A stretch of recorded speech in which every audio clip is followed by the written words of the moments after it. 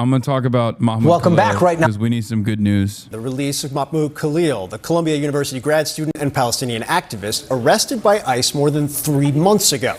A judge today ordered Khalil to be freed on bail. He had been held in a detention facility in Louisiana, away from his wife and away from his newborn son. He's also been the subject of an intense debate over the power of the Trump administration to hold. This is the most up-to-date information on Mahmoud, straight from his legal team. I am looking to do a sit-down with him when I am out in New York. Update. Magistrate judge in New Jersey says a telephone conference will be held at 3:30 p.m. to address the release terms, including the manner and logistics by which Mahmoud Khalil will surrender his passport and any other travel documents to the government as a precondition of release. The district court has ordered Khalil to be released today. Dr. Noor Abdallah, Mahmoud Khalil's wife, reacts to the court ordering Khalil's release. After more than 3 months, we can finally breathe a sigh of relief and know that Mahmoud is on his way home to me and Dean, who never should have been separated from his father. She adds, we know this ruling does not begin to address the injustices of the Trump administration has brought upon our family and so many others the government is trying to silence for speaking out against Israel's ongoing genocide against the Palestinians. But today we are celebrating Mahmoud coming back to New York to be reunited with our little family and the community that has supported us since the day he was unjustly taken for speaking out for Palestinian freedom. Latest update is that the court orders that Mahmoud Khalil's travel be restricted to New York and Michigan, as well as New Jersey and Louisiana for court appearances and attorney visits only, and Washington, D.C. for lobbying,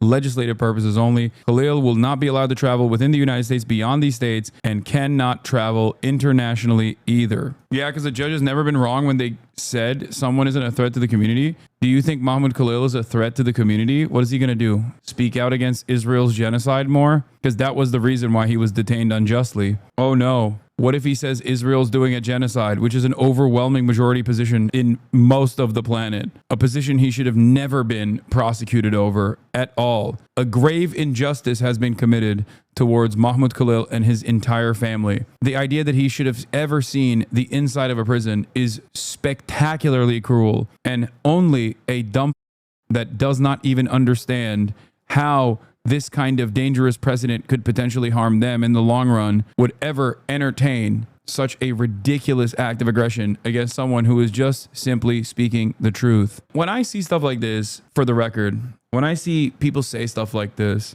I don't get mad. And I don't think you should either. I mean, when it becomes overwhelming, it like really frustrates me. But when someone reaches a certain point of fervor, it's very obvious that they're doing that because of a severe insecurity. Only incredibly weak people look to an incredible encroachment upon all American civil liberties and says that's good and we want more of that. The only reason why they get this angry is because they are repulsive to those in their immediate vicinity and incredibly angry all the time. Everyone around them resents them, so they think, oh, well, as long as the government is doing this kind of awful to people that I have perceived as my enemies, that I'm too stupid to recognize are simply just my neighbors, do I feel a crumb of power? Not recognizing that the government that does that to Mahmoud Khalil on ridiculous grounds, simply an exercise of the First Amendment, will inevitably do that to you as well. I agree with you about Israel and Gaza, but judges are wrong a lot of the time. Do you think the judges are wrong in this case? Otherwise, why did you actually take issue with this release? I take issue with the judges being wrong in even letting him see the inside of a cell for even a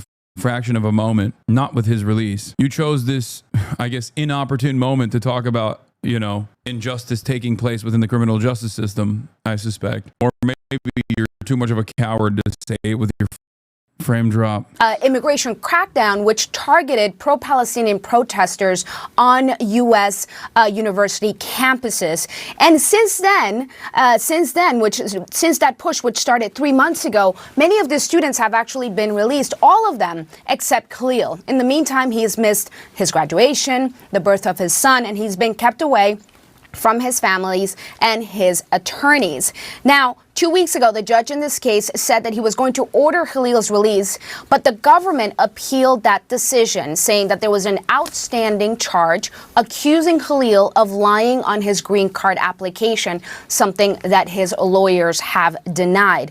Now, his lawyers renewed their request for the court to issue bail, and that's exactly what happened here today. Khalil will be released. He said that the outstanding matter is a civil matter in immigration court, certainly not a criminal matter, and we are expecting to hear some detail about the conditions for his release, including the surrender of his passport and travel conditions. Here's what his wife, Dr. Noor Abdallah, said upon learning about his release. Quote, "We know this ruling does not begin to address the injustices the Trump administration has brought upon our family and so many others." Republicans complain about the fantastical Democratic president arresting people for thought crimes. And when their guy actually unironically does that for a foreign state, he didn't even say anything against America, which still would be unacceptable. While simultaneously going, "Shalom, Mahmoud. This is what you get for speaking out against Israel." And these dumb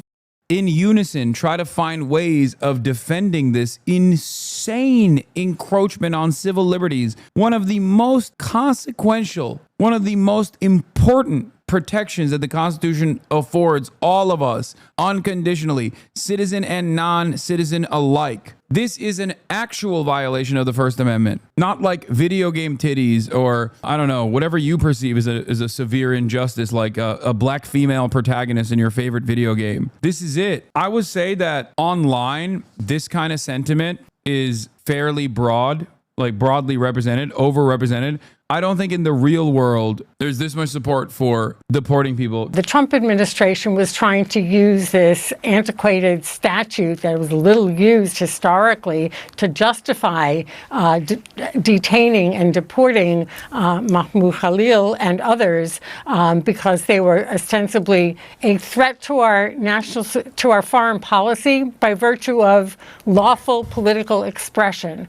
And the judge unequivocally rejected the government's claim and said that holding him on these grounds was unconstitutional. So today's ruling, last week's ruling and today's ruling combined are a vindication of Khalil's rights. They're a vindication of the First Amendment and our democracy, but the case is not over. We still have to get all the charges dismissed, dumped. These are trumped up charges, literally, figuratively, and we need to make sure that the Trump administration gets the message, and they should with today's ruling, that you cannot deport people based on lawful political expression. You cannot retaliate against people for exercising First Amendment rights, whether they're citizens or not.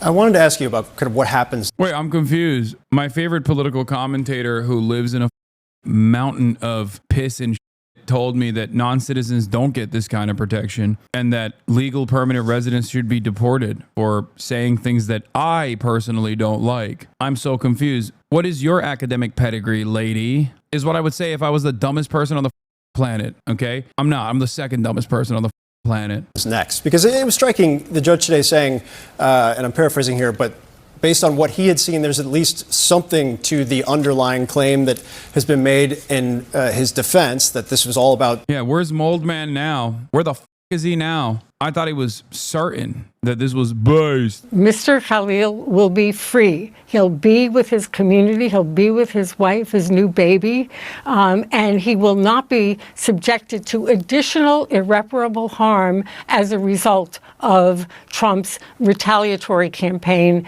to make him a symbol and to deport him. So the case will go on, and we're hopeful that we will be successful. We're confident because he is right.